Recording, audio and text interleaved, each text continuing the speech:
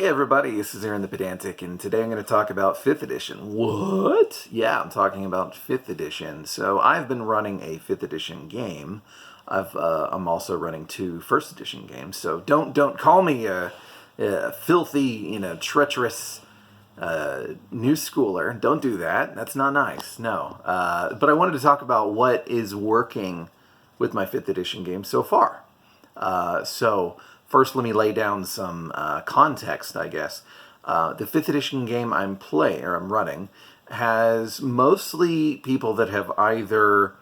Well, there's one person who has played old school D&D, but it was many years ago. I think he's played a little bit of everything. The rest of them have never played old school D&D. And either have a couple years experience with 5th edition or no experience at all until we started playing.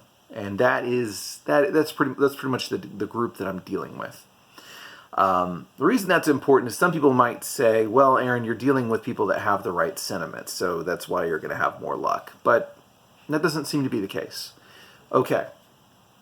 So one of the things that I've noticed when people talk about trying to make 5th edition more just better, overall better, is a lot of times they focus on lethality and making people spend a long time resting, especially in order to stress things like downtime mechanics. Now, I understand why they're wanting to do this, because 5th edition is very generous when it comes to healing. In 1st edition D&D, whenever you get a full day of rest, not just a night, but a full day of rest, you get 1 hit point. So, like, it's not nearly as forgiving as you get everything back in 5th edition D&D for getting a full 8 hours. It's not even close. However, one thing what I've been doing is I've been trying to do as little of that kind of tweaking as possible for the game, and the only thing that I have really introduced that is custom is not even really custom, actually. I'm employing things that are in the 5e DMG, which a lot of people completely neglect. Now, again, a lot of people will point to the slow natural healing rules, and the thing that says that it takes a week to do a long rest and a full day to do a short rest. A lot of people will point to that. I'm not using that. Instead, what I'm using is something that a lot of people completely ignore, and that is that there are training rules in the 5e DMG. So what this will look like is your characters are not going to need to take these extended periods of rest every time that they go adventuring. You're not really going to need to do that. Instead, it's only going to be whenever somebody needs to level up, which if they're getting XP at a shared rate and everybody's attending, then they're probably going to be leveling up about the same time, but it's not always going to be the case.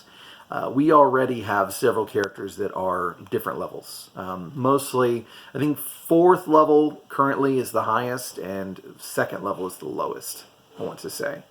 So what we are also doing, okay, technically this is not in the DMG, in the 5e one, is we're going with the time tracking, in that whenever you leave, whenever you return back to town, if we end a session and you're in town, assuming that there is nothing that calls for direct action right now, then it's going to be, we're going on 1-to-1 time. So for every day that passes in real life, it's another day in the game. So that way, we have downtime for them to account for. And this also works whenever you do have somebody that needs to level up and the rest of them don't. They can say, well, I'm going to train my character for, it's going to take 10 days or something like that.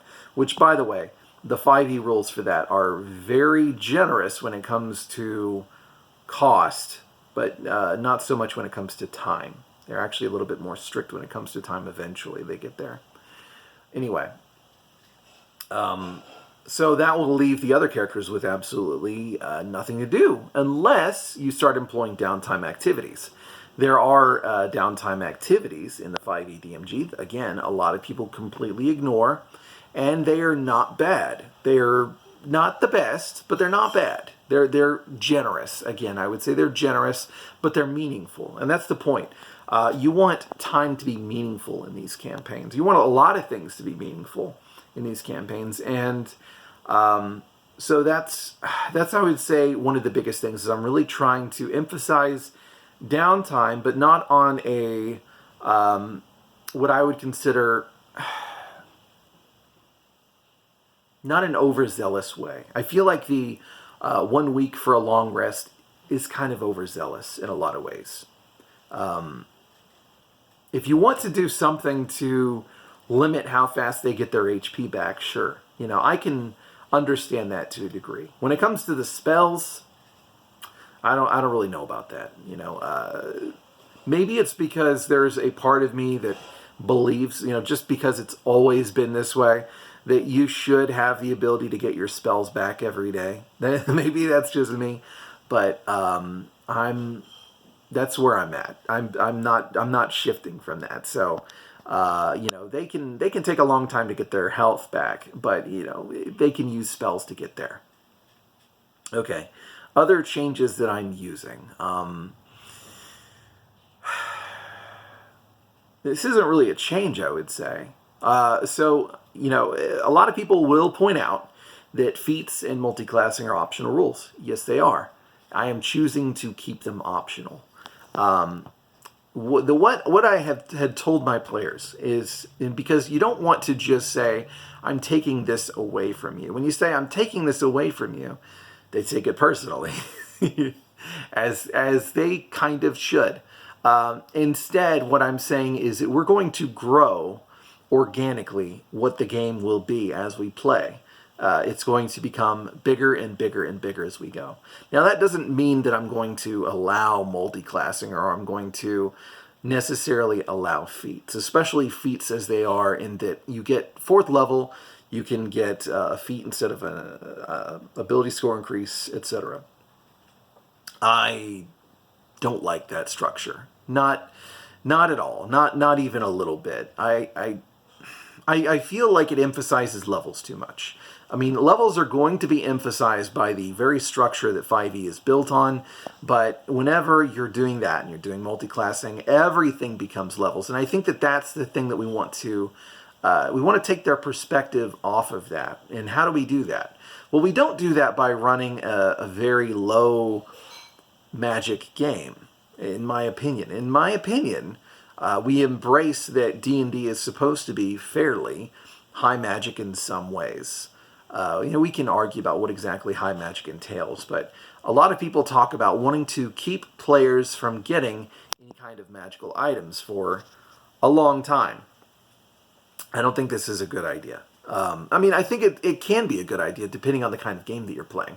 But whenever you take feats away, whenever you take multi-classing away, multi-classing is, in a lot of ways, shortcuts to very massive growth very quickly in the low levels. And that's one of the reasons it's very appealing. You can get some really cool stuff by just getting 1 or 2 levels in a class, where otherwise it might be a few levels before you get anything interesting that you really care about in your main class. And again, it really gets people to want to level up as quickly as possible. And I think that this is what pushes people wanting to do XP wanting to do leveling without XP. Which a lot of people call milestones, but it's in the DMG, it's not called milestones. I will argue with you about it.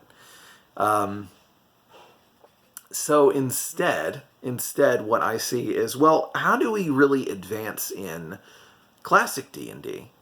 A lot of times it's through magic items. Your character, they might get better at hitting things. They might get some new proficiencies for weapons. They may get some new spells. But a lot of times we kind of look at our characters and we see, how are they growing? And a lot of times it is based off of their magic items. If we look at how common magic items are in 1st edition, for instance, they are pretty dang common. If you're using the treasure tables, they are pretty dang common. Even if you look in the modules, like in T1, you're looking at a fair amount of magic items in one dungeon. And what this well, even not even in the dungeon, they are all over in the town too. Whenever you are in spoilers, I guess. Whenever you're in the village, there are several places you can raid to get magic items. They're just a force in the world to be dealt with, and they're easy come, easy go, right? Magic items can be destroyed. This is something that 5th edition really doesn't allow, but I am definitely pulling from 1st edition, is magic item saving throws.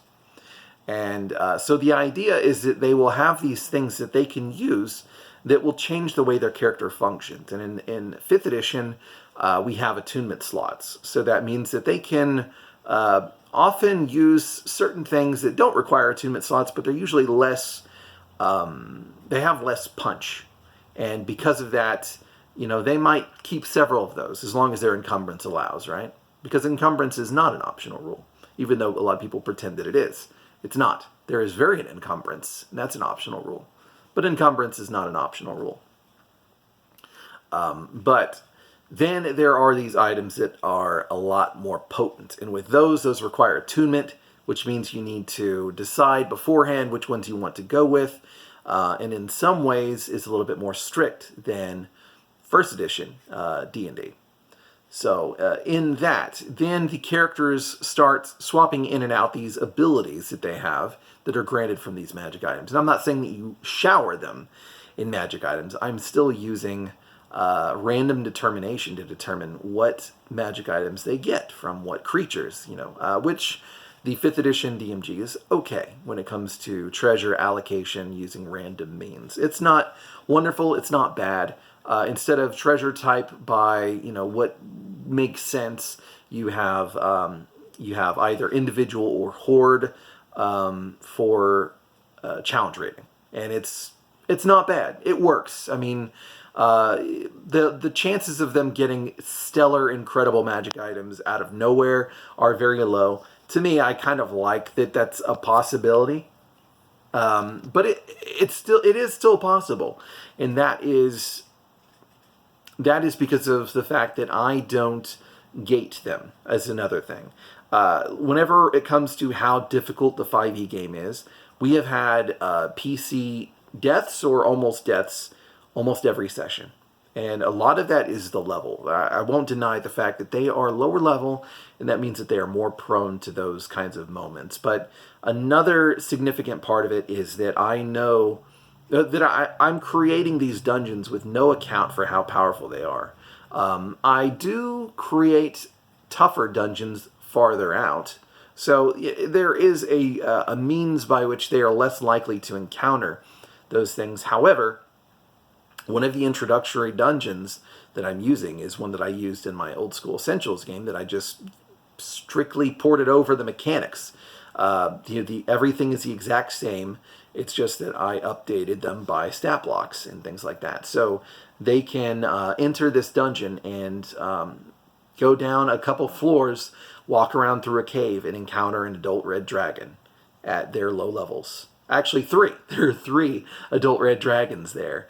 And once they wake them up, they are a problem. And the whole thing is that they get to choose what kind of risks they want to engage in. There are clues that tell them that this might be a bad place to go. And they get to choose whether or not they want to risk it. In my Old School Essentials game, they wanted to risk it pretty low level, and they did something miraculous. They managed to kill one of the dragons that was there and get a ton of treasure and reap the benefits. And that's what I want to instill in these players as well.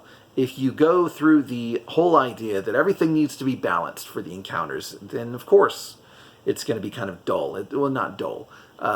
It's going to, some people won't find that dull. It's going to be, it's not going to have the same punch. It's not going to be incredibly dangerous. So I would say just build the world, give them, you want to show that things are going to, you want to telegraph things appropriately.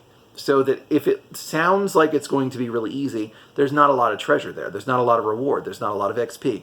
Whenever it comes to things that are monumentally difficult, telegraph that it's probably going to be monumentally difficult. And then they'll have to think to themselves, do we really want to tangle with a red dragon? Do we want to try and steal some of that delicious, delicious treasure that no doubt that thing has because Aaron is using the appropriate procedures? And that's the kind of game you end up with. And I think that is more fun, personally. We're having a good time with it. So yeah, tell me what you think. Tell me what y'all think. What do you do to spice up your 5e game if you do run 5e? Or tell me how degenerate all of this is if you don't play 5e. Hope y'all are having a great weekend. Take it easy. Happy Memorial Day weekend. Whatever. Peace out.